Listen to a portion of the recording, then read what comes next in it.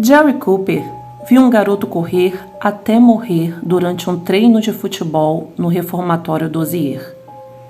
Cooper viu o menino desmaiar e ser obrigado a correr outra volta por acharem que ele estava fazendo corpo mole. Foi aí que o viu cair morto.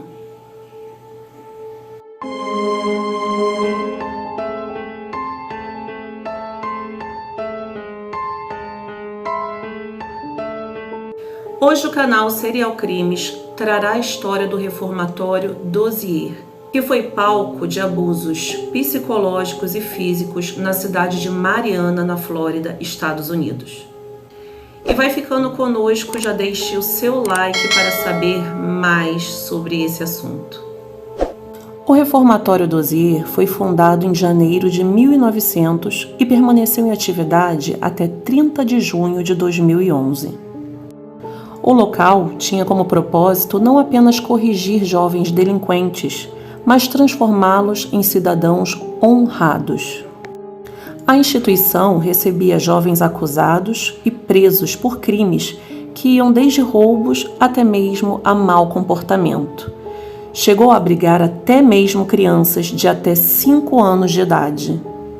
No seu início, a instituição abrigava tanto meninos quanto meninas, mas em pavilhões separados.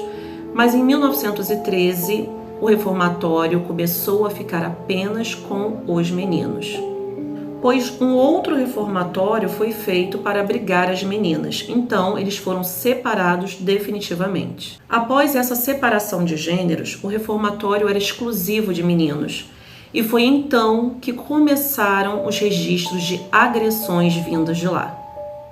6 investigações foram conduzidas nesse reformatório e apontaram casos de crianças acorrentadas às paredes, passando fome, sem acesso sequer a roupas e sendo cedidas para trabalhos para terceiros.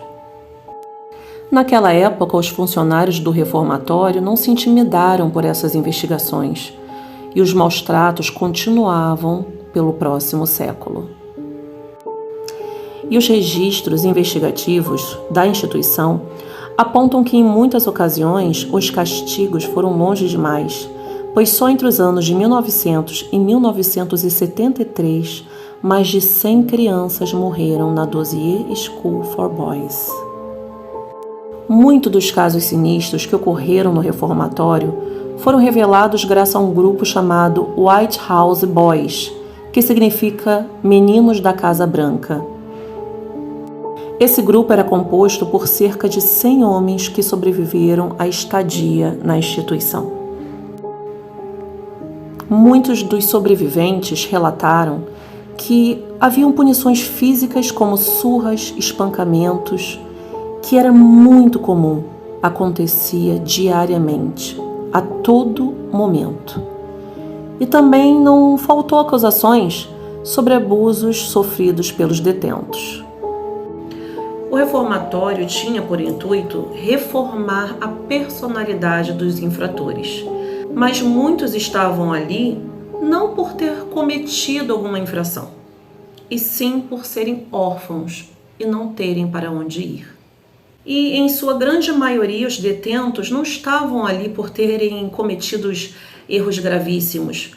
Muitos deles foram pegos fumando na escola ou com um mau comportamento e simplesmente foram enviados para o reformatório. Devido a vários relatos, foi iniciada uma nova investigação e foi encontrado um cemitério na área do reformatório. Ali encontrou-se diversas sepulturas sem qualquer identificação. Mais precisamente 55 covas e 51 ossadas. E apesar de terem encontrado vários corpos, documentos oficiais da Dozier School for Boys ficaram longe de registrar todos os falecimentos ocorridos no local.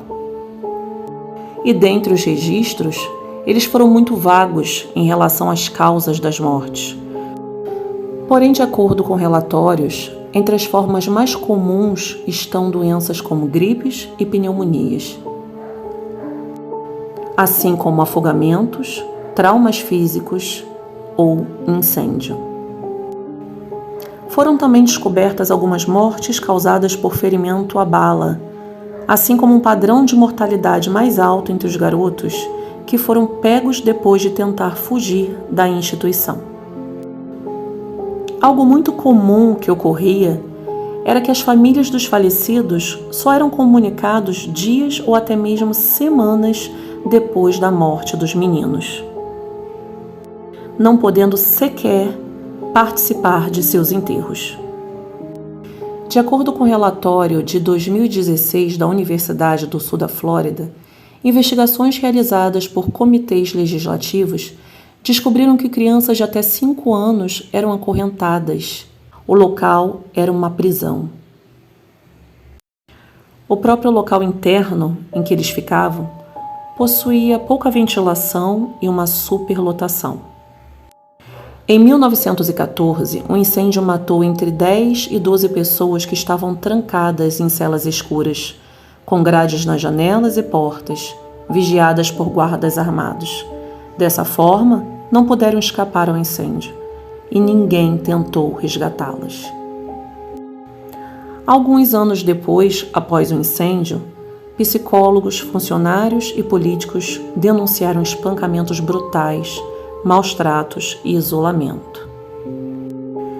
Cooper, que presenciou a morte do menino em um treino de futebol, chegou ao reformatório em 1961. Assim que chegou, os encarregados do local diziam que os internos eram um lixo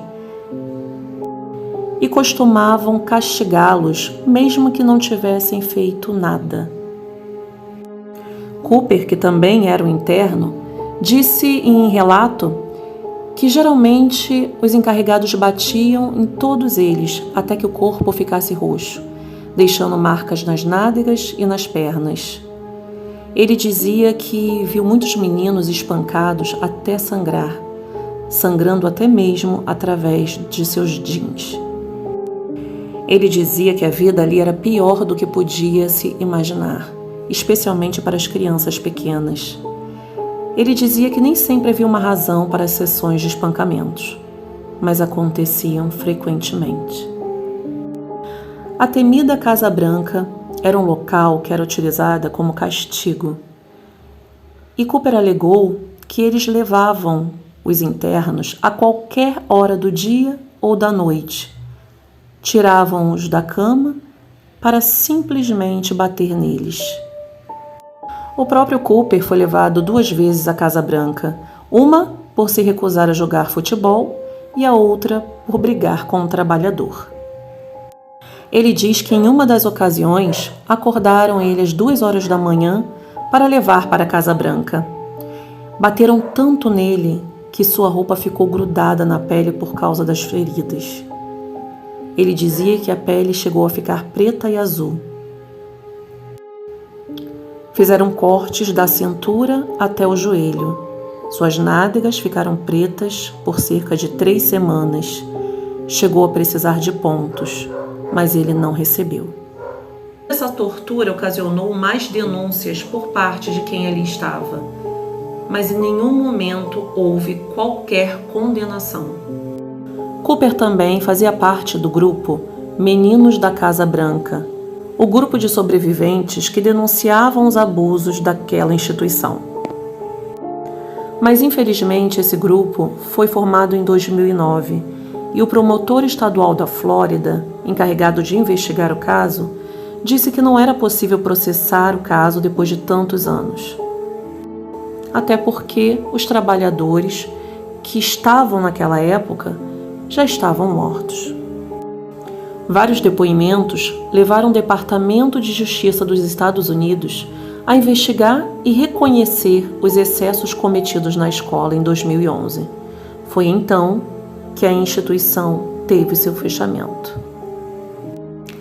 Em 2013, os antropólogos forenses da Universidade do Sul da Flórida foram autorizados a escavar uma área conhecida como Boot Hill, que o reformatório usava como cemitério.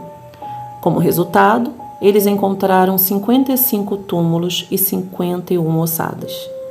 As crianças haviam sido enterradas em caixões simples e seus restos mortais foram recuperados juntamente com alguns objetos, como fivelas de cinto, botões e até mesmo um mármore.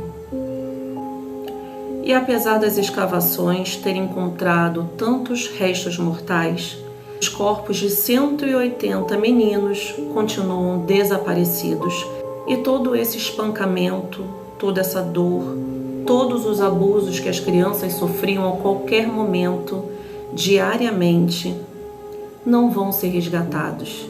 Ninguém foi condenado por esse crime. Podemos então dizer que o reformatório foi fechado, mas esse caso continuará aberto para sempre. E esse foi nosso caso de hoje do canal Serial Crimes. Conta aqui nos comentários o que você achou desse caso. E para ter mais acesso a conteúdos como este, não esqueça, deixe seu like, seu comentário, compartilhe bastante e caso ainda não tenha se inscrito no canal, se inscreva. Muito obrigado a todos por terem assistido até o final. Te convido já para assistir o vídeo da próxima semana. Muito obrigada, até a próxima.